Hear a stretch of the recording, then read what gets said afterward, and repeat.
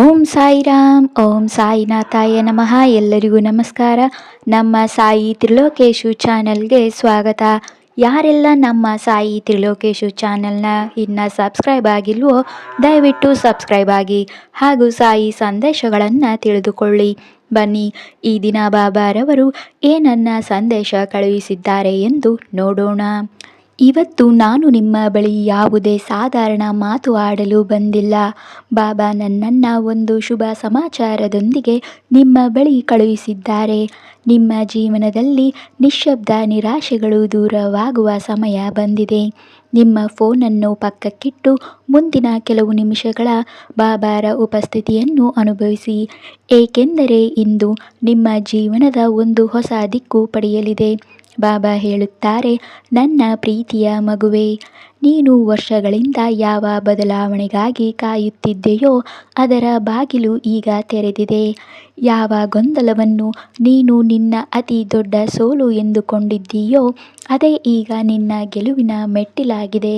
ಬಾಬಾ ಹೇಳುತ್ತಿದ್ದಾರೆ, ಕಳೆದುಕೊಂಡದ್ದು ಮತ್ತೆ ಮರಳಿ ಬರಲಿದೆ ಮತ್ತು ಅಪೂರ್ಣವಾಗಿದ್ದು ಈಗ ಪೂರ್ಣವಾಗಲಿದೆ. ಈ ಶುಭ ಸಮಾಚಾರ ಕೇವಲ ಒಂದು ಸಿಹಿ ಸುದ್ದಿಯಲ್ಲ, ಇದು ನಿನ್ನ ಪರಿಶ್ರಮ ಮತ್ತು ತಾಳ್ಮೆಯ ಫಲ. ಇದಕ್ಕೆ ಬಾಬಾ ತಮ್ಮ ಕೃಪೆಯನ್ನು ಜೋಡಿಸಿದ್ದಾರೆ. ಕಳೆದ ಕೆಲವು ದಿನಗಳಿಂದ ನಿನ್ನ ಮನಸ್ಸಿನಲ್ಲಿ ಒಂದು ವಿಚಿತ್ರವಾದ ಶಾಂತಿ ಇರುವುದನ್ನು ನೀನು ಗಮನಿಸಿದ್ದೀಯಾ? ಅಥವಾ ನಿನಗೆ ಇದ್ದಕ್ಕಿದ್ದಂತೆ ಮುನ್ನಡೆಯಲು ಧೈರ್ಯ ನೀಡುವಂತಹ ಕೆಲವು ಸಂಕೇತಗಳು ಸಿಗುತ್ತವೆಯೇ? ಇವು ಕೇವಲ ಸಂಕೇತಗಳಲ್ಲ, ಬಾಬಾರವರ ಉಪಸ್ಥಿತಿಯ ಹೆಜ್ಜೆಯ ಗುರುತು. ಯಾವುದೇ ದೊಡ್ಡ ಶುಭ ಕಾರ್ಯ ನಡೆಯುವ ಮುನ್ನ ಇಡೀ ಬ್ರಹ್ಮಾಂಡವೇ ನಿನ್ನನ್ನು ಅದಕ್ಕಾಗಿ ಸಿದ್ಧಪಡಿಸುತ್ತದೆ. ನೀನೀಗ ಕೇವಲ ದೂರುಗಳನ್ನು ಹೇಳುವ ಜನರ ಗುಂಪಿನ ಭಾಗವಲ್ಲ, ಬಾಬಾರ ಕೃಪೆಯನ್ನು ಅನುಭವಿಸುವ ಭಕ್ತರ ಶ್ರೇಣಿಯಲ್ಲಿದ್ದೀಯಾ. ತುಂಬ ಜನರು ಕೇಳುತ್ತಾರೆ, ಬಾಬಾ, ನಾನು ಈ ಆಶೀರ್ವಾದಕ್ಕೆ ಯೋಗ್ಯನಾ? ಮಗುವೇ, ಯೋಗ್ಯತೆ ಅಂದರೆ ನೀನು ಎಷ್ಟು ಪರಿಪೂರ್ಣ ಎಂದು ಅಲ್ಲ, ಬದಲಿಗೆ ನೀನು ಎಷ್ಟು ಸಮರ್ಪಿತನಾಗಿದ್ದೀಯಾ ಎಂದು.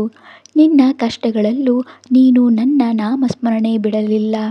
ಪ್ರತಿಯೊಂದು ಪರಿಸ್ಥಿತಿಯಲ್ಲೂ ನನ್ನ ಮೇಲಿನ ನಂಬಿಕೆಯನ್ನು ಉಳಿಸಿಕೊಂಡೆ. ಇದೇ ನಿನ್ನ ಅತಿ ದೊಡ್ಡ ಯೋಗ್ಯತೆ. ಇಂದು ಬಾಬಾ ನಿನಗೆ ಆಶೀರ್ವಾದ ನೀಡುತ್ತಿದ್ದಾರೆ. ನಿನ್ನ ಮನೆಯಲ್ಲಿ ಮುಚ್ಚಿದ್ದ ಸುಖ ಸಮೃದ್ಧಿಯ ಬಾಗಿಲು ಬಾಬಾರ ಆಶೀರ್ವಾದದಿಂದ ತಾನಾಗಿಯೇ ತೆರೆಯಲಿದೆ. ಬಾಬಾ ಹೇಳುತ್ತಾರೆ, ಮಗುವೇ, ನೀನು ಯಾವಾಗಲೂ ನನ್ನನ್ನು ಕೇಳುತ್ತೀಯಾ, ಬಾಬಾ, ನನ್ನ ಸಮಸ್ಯೆಗೆ ಅಂತ್ಯ ಯಾವಾಗ ಎಂದು. ಇಂದು ನಾನು ನಿನಗೆ ಒಂದೇ ಉತ್ತರ ನೀಡುತ್ತೇನೆ. ಯಾವಾಗ ನೀನು ನಿನ್ನ ಇಚ್ಛೆಯನ್ನು ನನ್ನ ಇಚ್ಛೆಯಲ್ಲಿ ಲೀನಗೊಳಿಸುತ್ತೀಯೋ ಆಗ. ಒಂದು ಬೀಜವು ಮರವಾಗಲು ಮಣ್ಣಿನಲ್ಲಿ ಹೂತು ಹೋಗಿ ತಾಳ್ಮೆಯಿಂದ ಕಾಯಬೇಕಾಗುತ್ತದೆ. ಹಾಗೆಯೇ ನಿನ್ನ ಪ್ರಾರ್ಥನೆಗಳು ಫಲ ನೀಡಲು ಸಬೂರಿಯ ಅಗತ್ಯವಿದೆ. ನೀನು ಯಾವುದನ್ನು ತಡ ಎಂದುಕೊಂಡಿದ್ದೀಯೋ ಅದು ನಿಜವಾಗಿ ನನ್ನ ಸಿದ್ಧತೆಯಾಗಿದೆ.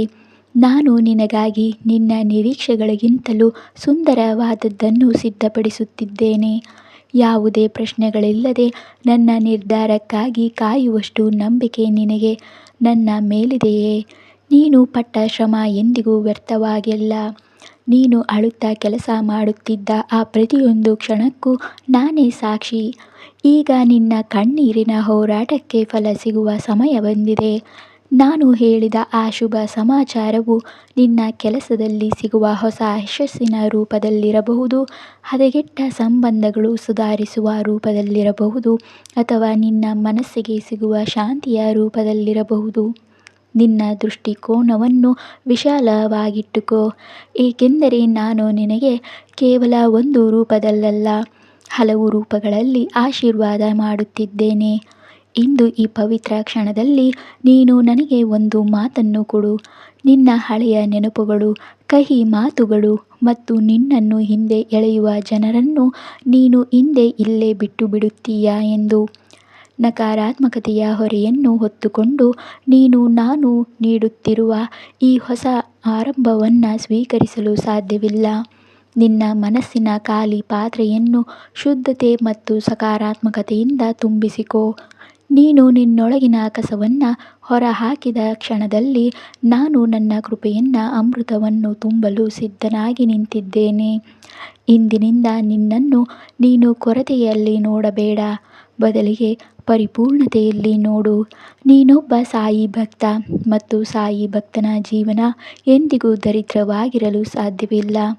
ಅದು ಹಣದಲ್ಲಾಗಲಿ ಅಥವಾ ಆಲೋಚನೆಗಳಲ್ಲಾಗಲಿ. ನಿನ್ನ ಹಣೆಯ ಮೇಲೆ ಗೆಲುವಿನ ತಿಲಕವನ್ನಿಟ್ಟುಕೊಂಡು ಆತ್ಮವಿಶ್ವಾಸದಿಂದ ಮುನ್ನಡೆ. ನೀನು ಮಾಡುವ ಪ್ರತಿಯೊಂದು ಕೆಲಸದಲ್ಲೂ ನಾನು ನಿನಗೆ ಮಾರ್ಗದರ್ಶನ ನೀಡುತ್ತೇನೆ.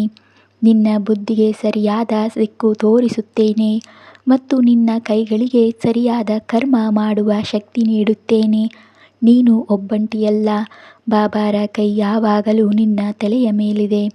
ನೀನು ಯಾವಾಗ ಗದ್ದಲದಲ್ಲಿ ಉತ್ತರ ಹುಡುಕುತ್ತೀಯಾ, ಆದರೆ ನಾನು ನಿನ್ನ ಮೌನದಲ್ಲೂ ಇರುತ್ತೇನೆ. ಇಂದಿನಿಂದ ನೀನು ತುಂಬ ಒತ್ತಡದಲ್ಲಿದ್ದಾಗ ಎಲ್ಲೂ ಓಡಬೇಡ. ಒಂದು ಶಾಂತವಾದ ಜಾಗದಲ್ಲಿ ಕುಳಿತು ಕಣ್ಣು ಮುಚ್ಚಿ ದೀರ್ಘ ಉಸಿರು ತೆಗೆದುಕೊಂಡು ಓಂ ಸಾಯಿರಾಮ್ ಎಂದು ಉಚ್ಚರಿಸು.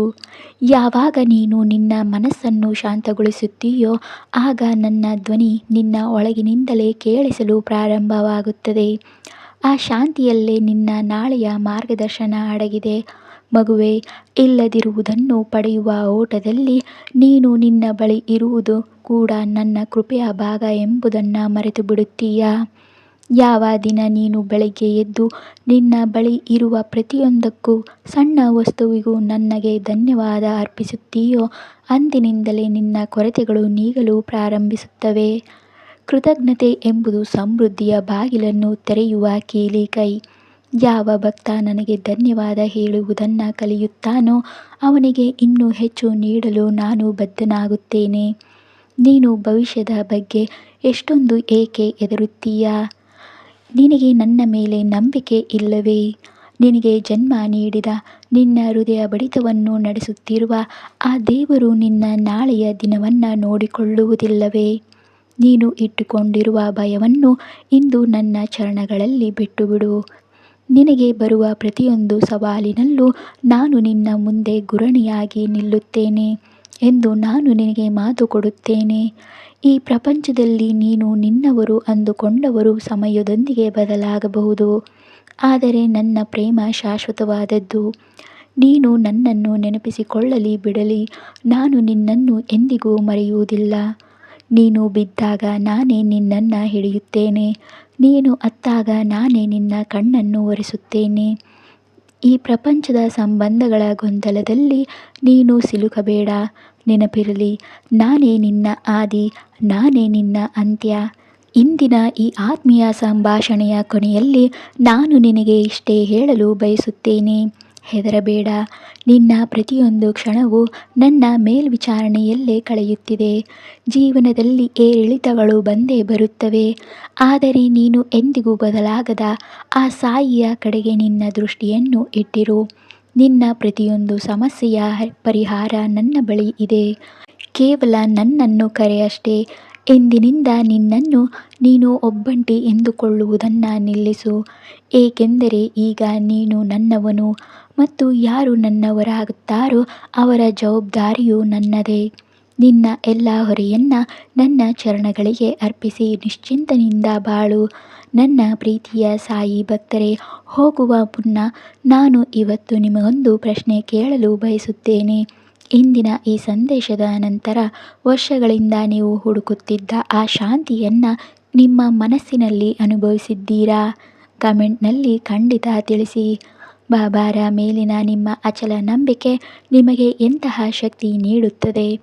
ನಿಮ್ಮ ಅನುಭವಗಳನ್ನು ಓದಿ ನನಗೆ ತುಂಬ ಸಂತೋಷವಾಗುತ್ತದೆ ಮತ್ತು ನಿಮ್ಮ ಅನುಭವ ಬೇರೆ ಯಾವುದಾದರೂ ದುಃಖಿತ ಭಕ್ತರಿಗೆ ಪ್ರೇರಣೆಯಾಗುತ್ತದೆ. ಇಂದಿನ ಈ ಪವಿತ್ರ ಸಂದೇಶ ನಿಮ್ಮ ಹೃದಯ ಮುಟ್ಟಿದ್ದರೆ ಈ ಆಧ್ಯಾತ್ಮಿಕ ಪ್ರಯಾಣದ ಭಾಗವಾಗಲು ನಮ್ಮ ಸಾಯಿ ತ್ರಿಲೋಕೇಶು ಚಾನಲನ್ನು ಸಬ್ಸ್ಕ್ರೈಬ್ ಮಾಡಿ, ಬೆಲ್ ಐಕಾನ್ ಒತ್ತಿ. ನಿಮ್ಮ ಒಂದು ಸಣ್ಣ ಲೈಕ್ ಮತ್ತು ಶೇರ್ ಬಾಬಾ ಸಂದೇಶವನ್ನು ಇಂದು ಯಾರಿಗೆ ಇದರ ಅವಶ್ಯಕತೆ ಇದೆಯೋ ಅವರಿಗೆ ತಲುಪಿಸಬಹುದು. ಬನ್ನಿ, ನಾವೆಲ್ಲರೂ ಸೇರಿ ಈ ಪ್ರೇಮ ಮತ್ತು ಶ್ರದ್ಧೆಯ ಧಾರೆಗೆ ಕೈ ಜೋಡಿಸೋಣ. ಕೊನೆಯಲ್ಲಿ ಬನ್ನಿ ನಾವೆಲ್ಲರೂ ಸೇರಿ ಆ ಬಾಬಾರ ಚರಣಗಳಲ್ಲಿ ನಮ್ಮ ಸರ್ವಸ್ವವನ್ನು ಅರ್ಪಿಸೋಣ. ಎಲ್ಲರಿಗೂ ಶುಭವಾಗಲಿ. ಶುಭ ದಿನ.